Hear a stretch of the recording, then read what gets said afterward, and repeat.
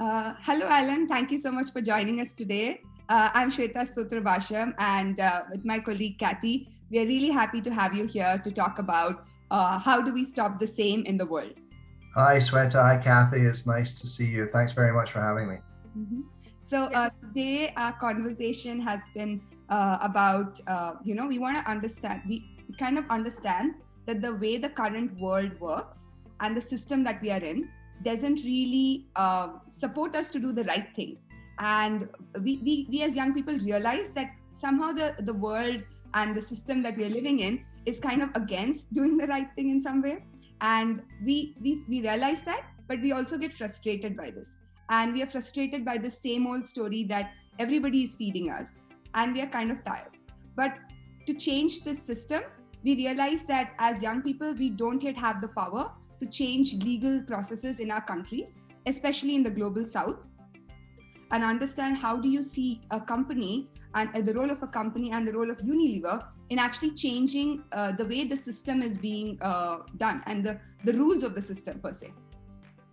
Let me start by saying that business as usual is not a viable option. It would be catastrophic for nature, for climate, for society, and ultimately, therefore, for the economy.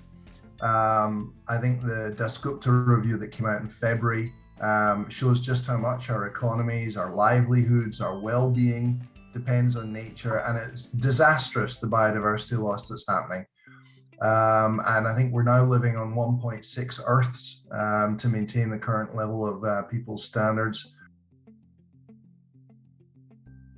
The new model will be fundamentally circular. It will recognize that there are planetary boundaries and encourage business systems that are fundamentally incorporate recycling with things like extended producer responsibility at the core.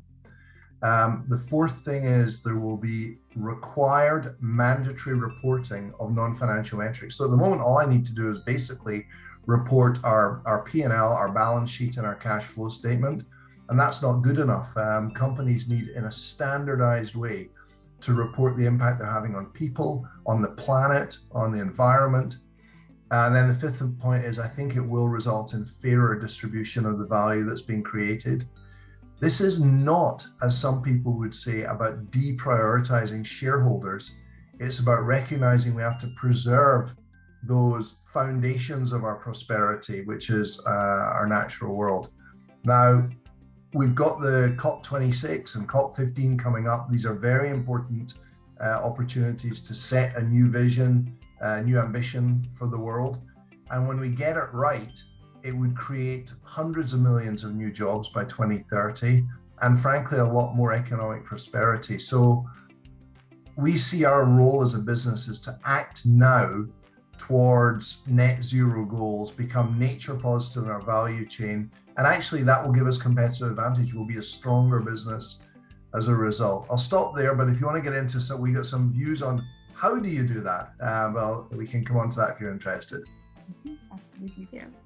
And I think I definitely echo with that, especially about the importance of non-financial reporting, and also happy to see that more companies are publishing the sustainability reports and also building really strong teams focusing on that. So it's not only like connected to my future career, but also strongly echoes, with my heart.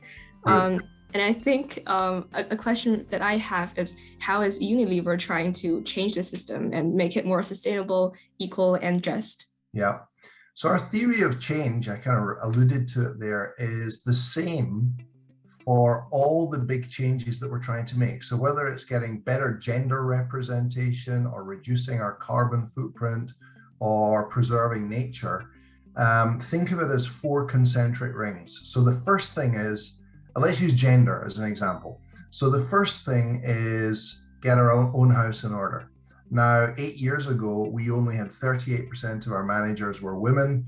We put in place a bunch of new policies, new tools, measurement, we set targets. We now have 51% of our management are women. By the way, we also have a non-executive board that's 5 women and 4 men, and I think we're a better company for it. So first job is get your own house in order. Then look at what we call our extended value chain.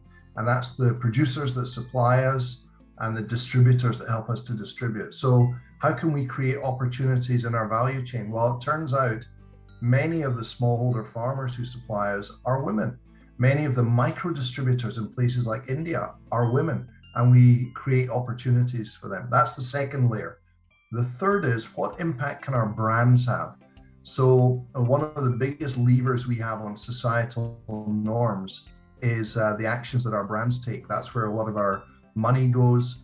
And if you take a brand like Dove helping to fight against unrealistic, ridiculous beauty ideals that women are persecuted by, that's a big impact that we think we're having there. And the fourth and final layer is sort of where we started the conversation, is our advocacy, working with governments and regulators and in partnership with NGOs, civil society, academia, to change the system. So that theory of change works, we've found, for gender, it's working for carbon, and we hope it will work for nature as well. Okay, thank you so much for that. And I think definitely when it comes to like justice and equity itself, do you think this could also fit in with like ensuring that the extraction is adhering to the human rights and those kind of aspects as well? Well, I certainly hope so, because the system is currently not working. I mean, how can it be that virgin plastic is cheaper than recycled plastic? How can it be that the destruction of nature is subsidized to the tune of $4 to $6 trillion? How can it be that agricultural work is not properly rewarded? The reason farmers, small and large, can't take some of these progressive steps is they're living on the absolute breadline. The reason that land degradation continues is because there's economic incentives where there's no price to extracting value from nature. So the system has to change. And there are some bright, I don't want to be pessimistic, there's quite a lot of bright points of light. Companies are changing. There's a long list of companies that I admire and proud to be mentioned alongside companies like IKEA, like Patagonia. And I think we all understand that if you want to be relevant into the consumer for your generation in the future, we better conduct ourselves properly. More and more investors are asking us to hold ourselves to the highest environmental and social standards. And of course, our employees are agitating for the company to do the right thing. Interestingly, not just young employees. We've become an attractive employer for people, young and old, because these issues are relevant. So companies are changing, governments are changing as well. President Biden's goal of protecting 30% of the United States is not a small thing. The UK government last week basically set legal targets for nature's recovery, the kind of nature equivalent of net zero. And those are good moves. And it is important that the financial community, asset managers and asset owners, are increasingly flowing money into what they call ESG investments, so environmental, sustainable, and well-governed assets. So those trends do give me hope that we'll see collective action at a scale that we haven't seen recently. And that's really happy to hear that, and I'm completely I agree with you that the system is really not working for us right now, and we need to find a way to change it. And with respect to the change that you are talking about, we as the youth are kind of pushing very strongly for what the IBES has created as transformative change and has explained as a system-wide change that needs to happen like simultaneously across, and it cannot happen at in bits and pieces, because that's not going to cut it to actually help with climate change or with biodiversity loss. And therefore, with respect to this kind of system-wide change, how do you see something like this happening in Unilever?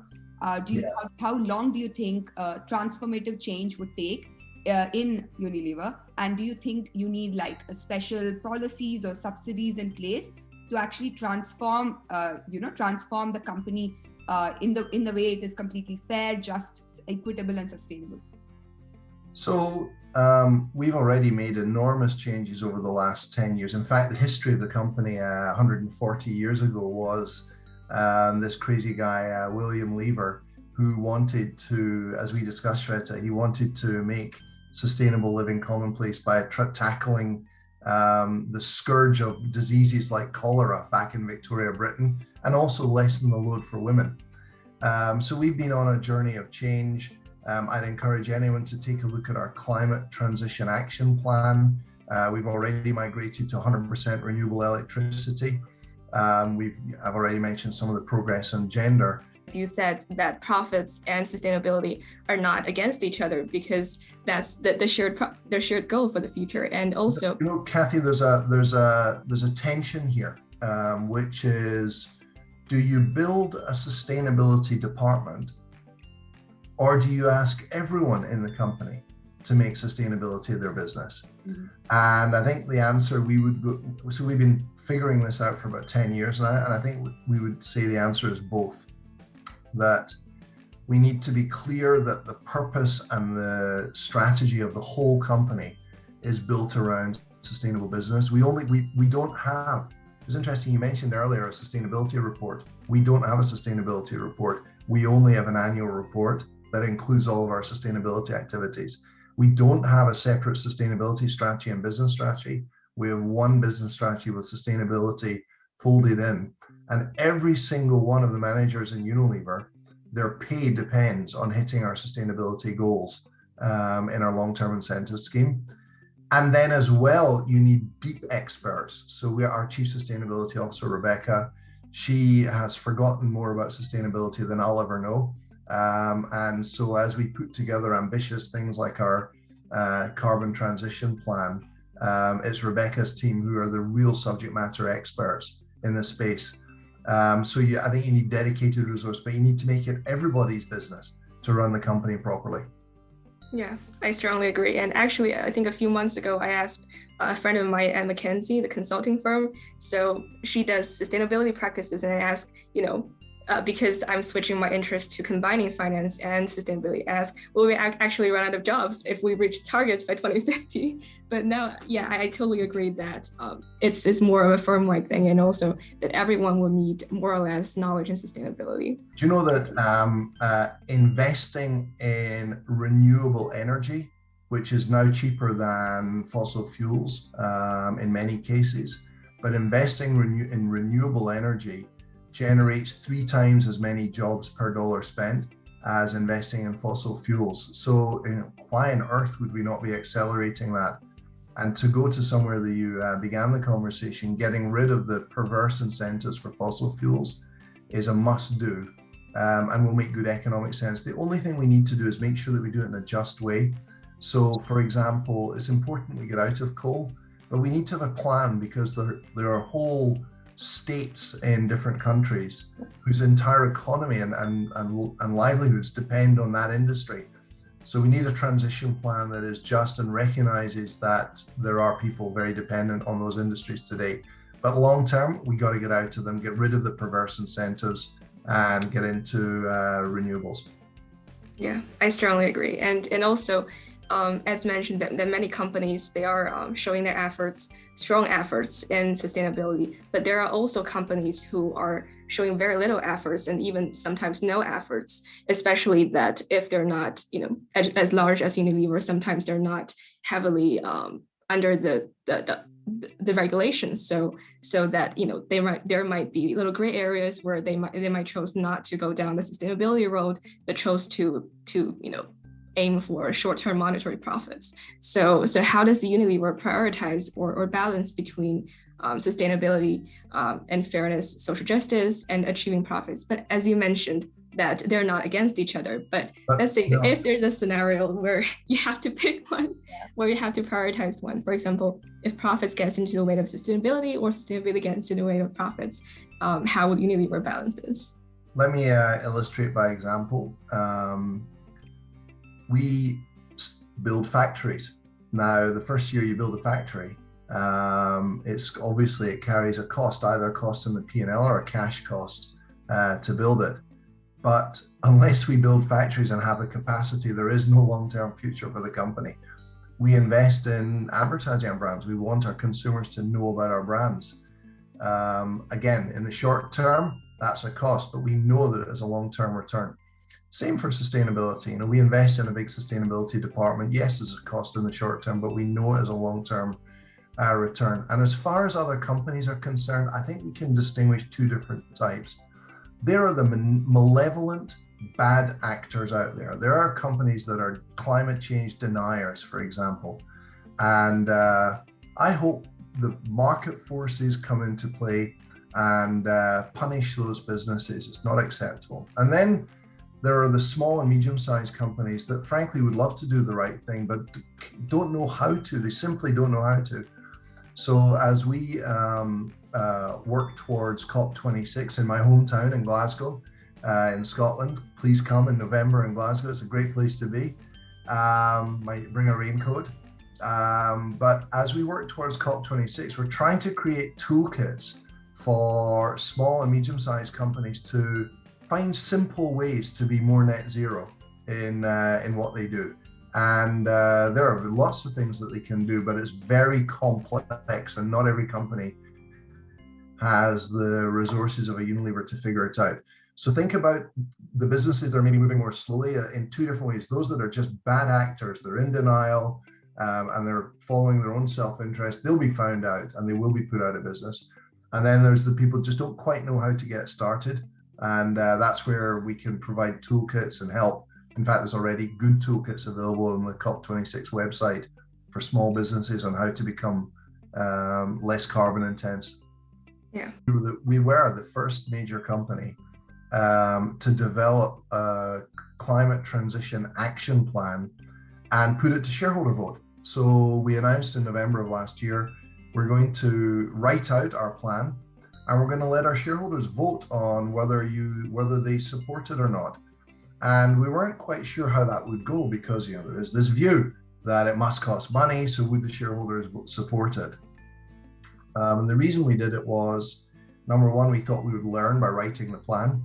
Number two, we wanted to get a mandate from our shareholders. And number three, the process of discussing it would probably improve the strength of the plan.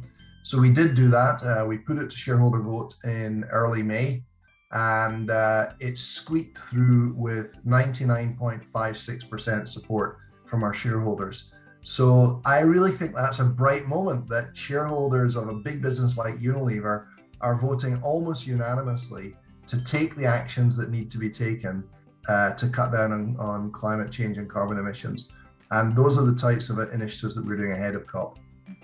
Yeah, that's so good to hear. Yeah, and also just to add in a little bit, because my academic background is from finance, so we all studied like the first priority for shareholders is the long-term survival and the growth of companies. So it's so happy to see that the long-term survival and growth is aligned with sustainability, with the support in protecting biodiversity as well these days.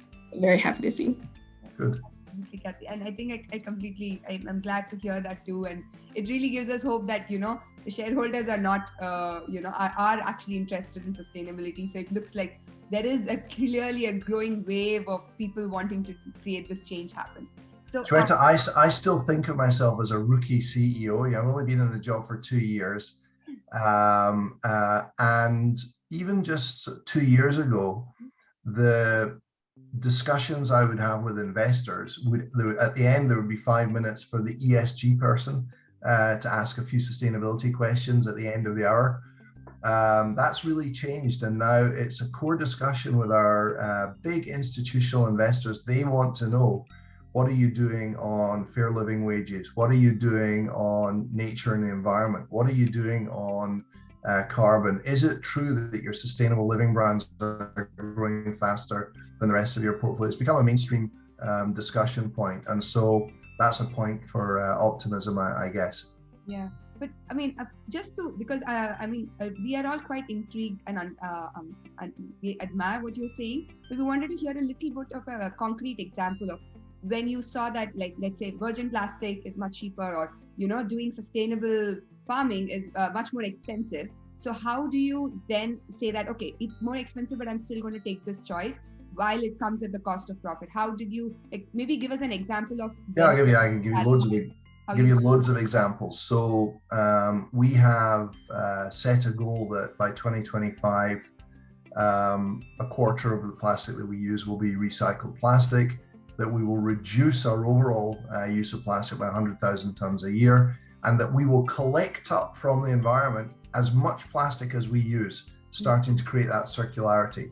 Obviously, that's all got cost associated with it, but we believe that it will result in our brands being chosen preferentially. And I give you a concrete example.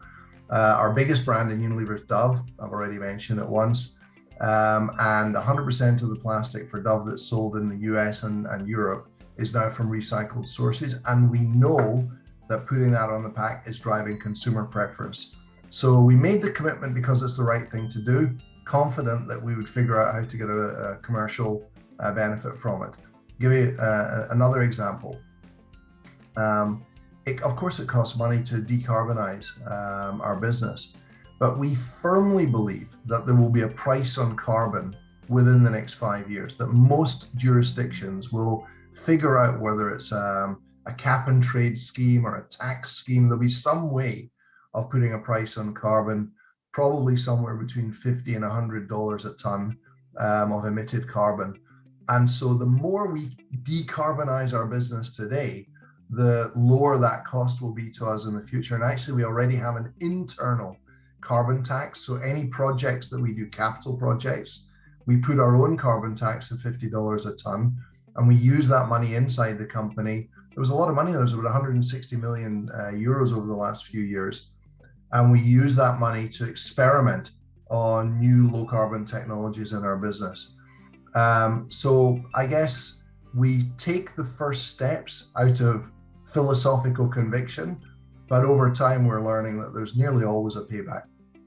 Yeah, that's really interesting. And I mean, it clearly looks like you have to start with that leap of faith, and it always doesn't come at, the cost. It does come at the cost of putting in some investment in it, but you do see the payback in the long run. Yeah. And in truth, it's a small, it's not a huge gamble for us. I admire companies where it's existential threat in the short term. And just to pick a controversial one, I think BP, who have redefined their business as away from petrochemicals to an integrated energy company, and who are taking really difficult decisions now to reinvent the company.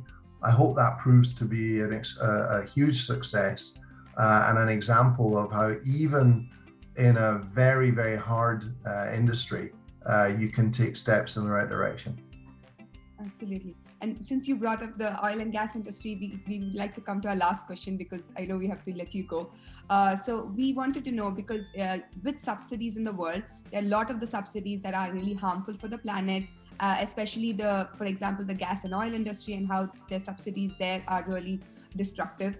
And kind of these subsidies, we realize, are kind of also helping businesses do the business as usual, and companies to stay doing the same thing because they are profitable to do it. How do you see Unilever actually working towards reforming these? Do you help countries which have good reforms actually work with them, or do you not take? How do you prevent the use of these perverse subsidies? Yeah.